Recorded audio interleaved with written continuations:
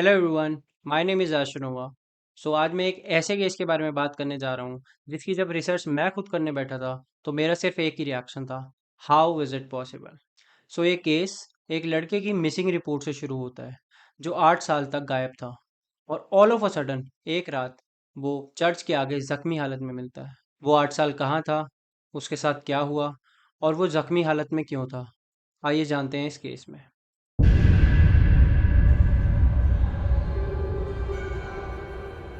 बात है 6 मार्च 2015 Houston Texas की। रूडी फारियास, एक 17 साल का लड़का जो अपने 2 डॉग्स को नेबरहुड में घुमाने लेकर जाता है और वो अपनी मम्मी को, जिनका नाम जेनी संटाना है, बोलता है कि मैं अगले 15 से 20 मिनट में आ जाऊंगा। काफ़ी टाइम हो जाता है जब जेनी नोटिस करती है कि उनका एक डॉग जिसके गले में पट्टा है वो उनके घर के बाहर आ गया है। कुछ टाइम बाद दूसरा डॉग भी उनके घर आ जाता है पर रूडी नहीं आता। जेनी काफ़ी टाइम तक रूडी का वेट करती हैं पर पूरी रात जब रूडी नहीं लौटता तो जेनी अगले दिन ही पुलिस को उसके बच्चे की मिसिंग रिपोर्ट लिखवा देती है। पुलिस की रूडी को ढूंढने की कोशिश तभी से शुरू हो जाती है। काफ़ी महीने बीत जाने के बाद और नए केसेस आने के बाद पुलिस का इस केस से ध्यान कम होने लग जाता है, पर जेनी ने अपने बच्चे को ढूंढना कभी भी बंद नहीं किया था। जेनी को ये लगता था कि उनके बच्चे की ह्यूमन ट्रैफिकिंग हुई है और बाकियों को ये लगता था कि शायद रूडी के फादर की वजह से रूडी गायब था। रूडी के फादर, जिनका नाम रुडोल्फ फ्यूरियस था, उन्होंने 21 साल तक पुलिस में काम किया था पर 2014 में टिकट स्कैम के चलते वो और उनके 3 साथी गिल्टी पाए गए थे। ये स्कैम ऐसा था, सपोज ए पॉइंट पर रुडोल्फ ने स्पीडिंग टिकट काटी पर उसी टाइम पर उन्होंने बी पॉइंट पर भी स्पीडिंग टिकट काटी और एक आदमी 2 जगह पर सेम टाइम पर नहीं हो सकता। इस स्कैम के दौरान वो गिल्टी पाए गए and he shoot himself on his head. Similarly जब रूडी 13 साल का था, he lost his brother, also his best friend Charles, in motorbike accident and after seeing his brothers dead Rudy काफ़ी ट्रॉमेटाइज हो गए थे। He diagnosed with anxiety, depression, PTSD और Rudy अपना सारा टाइम सिर्फ अपनी मम्मी के साथ स्पेंड करते थे। बैक टू द पॉइंट, काफ़ी टाइम बीत गया था पर जेनी की तलाश अभी भी जारी थी। जेनी ने पुलिस को ये भी बताया था कि रूडी के पैरों में लिम्प है और उसकी वजह से उसको चलने में काफ़ी दिक्कत होती है और रूडी की लाइफ रिस्क पर भी है क्योंकि उसने काफ़ी टाइम से मेडिसिन्स नहीं ली हैं। पुलिस की ज़्यादा कोशिश ना दिखने के बाद जेनी प्राइवेट सर्च करवाने के लिए एक साइट गो फंड मी पर लोगों से डोनेशन मांगती है और वहाँ से वो अराउंड $2000 तक इकट्ठे कर लेती है। Also on national missing childrens day Jenny ने मीडिया को इंटरव्यू भी दिया था। मीडिया का मानना था हो सकता है कि शायद रूडी की सही में ह्यूमन ट्रैफिकिंग हो, तो मीडिया ने जेनी का चेहरा टीवी पर टेलीकास्ट नहीं करा था। He has such a huge heart. He loves with all his heart. So that's why we know that he wouldn't just get up and go on his own. तो अगर अभी तक हम देखें तो जेनी की लाइफ कितनी टफ थी। उनके हस्बैंड, जिनका नाम रुडोल्फ था, उन्होंने सुसाइड कर ली थी। उनका एक बच्चा जिसका नाम चार्ल्स था वो मोटर बाइक एक्सीडेंट में मर गया था और उनका दूसरा बच्चा जिसका नाम रूडी था वो मिसिंग था। Back to the case.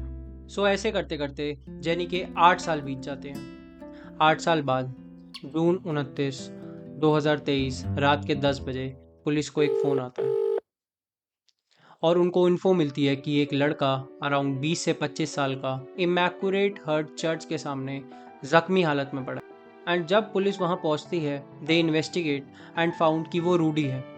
Police ने जेनी को कॉल किया और बताया कि उनका बेटा रूडी फाइनली उनको मिल गया है। जेनी की खुशी का ठिकाना ही नहीं था। जेनी इतनी खुश हो गई थी कि उन्होंने फेसबुक पे पोस्ट भी करा और उस पोस्ट में उन्होंने लिखा, thank you media and public for your support. मेरा बेटा मुझे थर्सडे 29 जून 2023 में 8 साल बाद मिला है।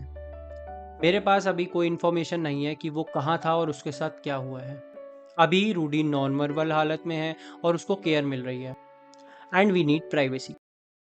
फाइनली कितने सालों बाद जेनी की लाइफ में कुछ अच्छा हो रहा है, राइट? पर चीज़ें जैसी दिख रही हैं वैसी थी नहीं। तुम्हें याद है जब पुलिस को वो कॉल आई थी कि चर्च के पास एक 20 से 25 साल का लड़का पड़ा है, तो उन्होंने इन्वेस्टिगेशन करी थी एंड उस इन्वेस्टिगेशन में उनको पता चला था ये रूडी है। सो उस इन्वेस्टिगेशन के दौरान पुलिस को दो चीज़ें मिलती हैं जिससे पता चलता है कि वो रूडी है।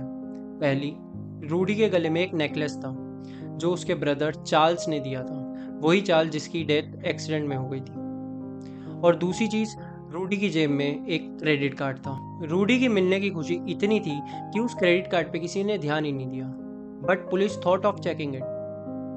जब पुलिस ने बैंक को कॉल करके पता करा तो पता चला कि वो क्रेडिट कार्ड 2 साल पहले ही इशू हुआ है। जब रूडी मिसिंग था तो जेनी ने नेशनल मिसिंग चिल्ड्रन डे पे मीडिया को इंटरव्यू दिया था। सो ये केस काफ़ी लाइमलाइट में था। तो रूडी की मिलने की खबर नेशनल टीवी पे टेलीकास्ट हुई थी, बट न्यूज़ टेलीकास्ट होने के 1 से 2 घंटे बाद ही पुलिस के पास कॉल्स आने लगे थे और वो कॉल्स जेनी के नेबर्स के थे। दे टोल्ड पुलिस कि उन्होंने उस लड़के को 1 महीने पहले ही देखा था और उसका नाम रूडी नहीं रॉल्फ है। और वन मोर थिंग, रूडी का फुल नाम रुडोल्फ रूडी है। दूसरे नेबर्स ने कॉल पे ये बताया कि ये लड़का तो उनके घर आके उनके बच्चों के साथ खेलता है और काफ़ी बार उन्होंने उसको उसकी मम्मी के साथ घूमते हुए भी देखा है। PD says officers responded but didn't find him. Neighbors tell me Farias has been living with his mother this entire time, but they know him by the name Dolph. Did you ever notice anything suspicious over there? No, like when he talks to us, he doesn't like say too much on who he really is. We just know that he lives down here with his mom. He goes to work with her like around 6 p.m. to like maybe 7 or 8 in the morning. Wait confusing, right? Let me help you. So actual में हुआ क्या था?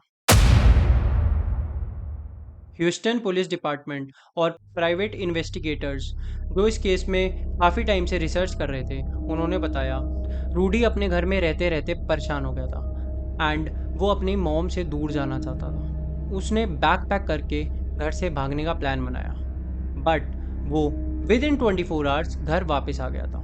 सो jenny ने रूडी को बोला कि उन्होंने उसकी मिसिंग रिपोर्ट लिखवाई थी, पर वो एक्चुअल में मिसिंग नहीं थे। इसके चलते पुलिस का काफ़ी टाइम और रिसोर्स वेस्ट हुआ है और वो अब एक क्रिमिनल बन चुके हैं। सो अगर अब पुलिस ने रूडी को देखा तो वो उसको अरेस्ट कर लेगी। मैंने आपको बताया था कि रूडी मेंटली काफ़ी डिस्टर्ब हो गया था अपने ब्रदर की डेथ के बाद एंड वो काफ़ी ट्रॉमेटाइज भी था।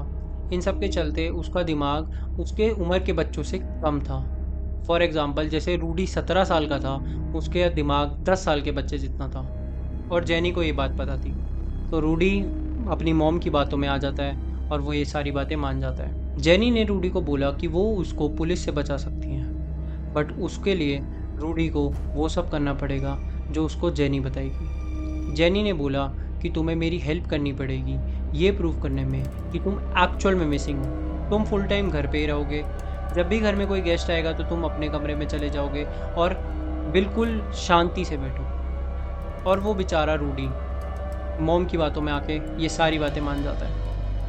And guess what, Jenny continues all her drama and she started giving wrong information to the police. Jenny ने पुलिस को रूडी की रॉन्ग बर्थ डेट दी थी और रूडी की मोस्ट रीसेंट फ़ोटो की जगह रूडी की वो फ़ोटो शेयर करी थी जब वो 14 साल का था। ऑल्दो जेनी की मॉम, जिनका नाम रोज़ा था, उनको ये पता था कि रूडी उन्हीं के घर में है, but Rosa is suffering from dementia. It's a condition जहाँ पे loss of thinking, reasoning and remembering हो जाता है मरीज़ के साथ। सो काफ़ी बार जब रोज़ा ने अपने फैमिली मेम्बर्स को बताने की कोशिश करी कि रूडी इस कमरे में है, रूडी हमारे ही घर में है, तो जेनी बार बार ये बोल देती थी कि उनको सिर्फ रूडी की याद आ रही है और बीमारी के चलते वो ऐसी बहकी बहकी बातें कर रही हैं। Strange, right? सो अब जानते हैं कि जेनी कौन थी। जेनी को शादी करने का शौक था एंड अकॉर्डिंग टू रिसर्च पता चला है कि जेनी की एक टाइम पे 5 शादियाँ थी विदाउट एनी डाइवोर्स। जेनी अपने पार्टनर के साथ फिजिकली अब्यूजिव भी थी। जेनी बैंकरप्ट भी थी, plus Jenny was addicted to Facebook. उन्होंने किसी भी सोशल मीडिया अकाउंट पर अपनी रियल फ़ोटो शेयर नहीं करी हुई थी। जैसे कि मैंने बताया कि जेनी फेसबुक से काफ़ी ज़्यादा एडिक्टेड थी और फेसबुक पे उनके काफ़ी सारे फेक अकाउंट्स थे और उन फेक अकाउंट से वो अपनी ही फ़ोटो पे कमेंट्स, लाइक और अपने आप से बातें करती थी। फॉर एग्ज़ाम्पल, जेनी का एक ओरिजिनल अकाउंट है जहाँ से उन्होंने अपनी फ़ोटो पोस्ट करी, तो वो अब अपने फेक अकाउंट में जाएंगी, वहाँ से इस फ़ोटो के नीचे कमेंट करेंगी, फिर अपने इस वाले अकाउंट में, ओरिजिनल वाले अकाउंट में लॉगिन करेंगी और अब इस कमेंट का रिप्लाई देंगी। यस, पता है इस केस में जो स्ट्रेंज थिंग थी वो ये थी, तुम्हें याद है मैंने बताया था कि जेनी ने गो फंड मी साइट से $2000 तक इकट्ठे करे थे। जब वो इस इवेंट में गई थी ना, तो तब उन्होंने किसी को भी थैंक यू नहीं बोला था। वो जस्ट गई, उन्होंने पैसे लिए और वो आ गई। सेकेंड स्ट्रेंज थिंग ये थी कि जब जेनी की फैमिली ने देखा कि जेनी रूडी को ढूंढना चाहती है, तो उन्होंने अलग से पैसे इकट्ठा करके 2 प्राइवेट इन्वेस्टिगेटर भी हायर करे थे। और जेनी इतनी कॉन्फिडेंट थी कि उनके बेटे की ह्यूमन ट्रैफिकिंग हुई है, तो उन्होंने प्राइवेट इन्वेस्टिगेटर को नाम तक बता दिए थे किसने उनके बेटे की ह्यूमन ट्रैफिकिंग करी है। जब इन्वेस्टिगेटर्स ने अपने रिसोर्सेज से पता लगाया कि वो कौन है, तो उस बंदे ने बोला, मैं जेनी को पहले ही बोल चुका हूँ कि मैं उसके इस स्कैम में कोई भी पार्ट नहीं लेने वाला। थर्ड स्ट्रेंज थिंग जो हुई थी, 2018 में कैसेंड्रा, जो जेनी की कज़न थी, उन्होंने पुलिस को बताया था कि उन्होंने रूडी को उसी के घर के पास देखा है। तो पुलिस जेनी के घर पे तलाशी करने आती है, बट पुलिस के पास कोई वारंट नहीं होता। तो जब पुलिस जेनी के घर की तलाशी ले रही होती है, तो एक रूम को जेनी खोलने से मना कर देती है और वारंट के ना होते हुए पुलिस कुछ भी फोर्स नहीं कर पाती। तो चौथी स्टेज थिंग, एक बार जेनी और रूडी कार में ट्रैवल कर रहे थे और कार में ट्रैवल करते करते पुलिस ने उनको रोका बिकॉज जेनी ने गलती से कोई ट्रैफिक सिग्नल तोड़ दिया था। कार से निकलने से पहले जेनी ने रूडी को बोला था कि तुम पुलिस वालों को अपना गलत नाम बताना, नहीं तो वो तुम्हें यहीं से जेल में ले जाएंगे। तो एक्चुअल में रूडी मिला कैसे था? काफ़ी टाइम तक उस घर में रहते रहते और अपनी मॉम से परेशान होकर रूडी ने हिम्मत करके एक रात भागने का प्लान बनाया। इस प्लान को एग्जीक्यूट करने के लिए उसको आधी रात तक उठना पड़ा। आधी रात को उसने अपने मॉम की कार की कीज उठाई और उनका क्रेडिट कार्ड लेके वो भागा। ऑल्दो पिछले 8 साल से रूडी ने गाड़ी नहीं चलाई थी, तो थोड़ी दूर जाते ही उनकी गाड़ी का एक्सीडेंट हो गया और गाड़ी से उतर के रूडी ने पैदल भागना शुरू कर दिया। तुम्हें याद है मैंने स्टार्टिंग में बताया था कि रूडी चर्च के बाहर मिला था और उसकी बॉडी पे काफ़ी सारे जख्म थे। तो वो जख्म कार एक्सीडेंट की वजह से थे और वो चर्च के बाहर भागते भागते पहुंचा था और वहां जाके वो बेहोश हो गया था। सो फाइनली 5 जुलाई 2023 को रूडी पुलिस को इंटरव्यू देने के लिए रेडी हो गया था। इस इंटरव्यू में रूडी, जेनी, पुलिस और एक एक्टिविस्ट क्यूनेल एक्स भी मौजूद थे।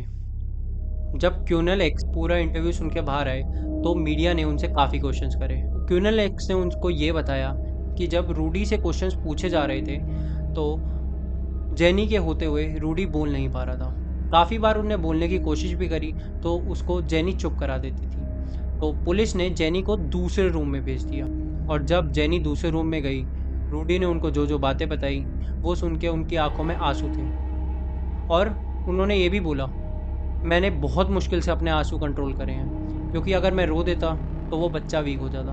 क्यूनेल ने मीडिया को बताया कि वो भागा ज़रूर था, पर वो वापस आ गया था। रूडी की मॉम उनको ड्रग्स देती थी और सबसे स्ट्रेंज बात जो क्यूनेल ने बताई कि जेनी रूडी को उनका हस्बैंड प्ले करने के लिए बोलती थी। क्यूनेल ऑल्सो सेड कि उनकी बॉडी पे सेल्फ आर्म मार्क्स थे। No child should ever be treated like that by your own mother. This young man said that when he initially ran away, he came back 2 days later, and she told him that he had to hide, that he was going to get in trouble, and they were going to arrest him for running away.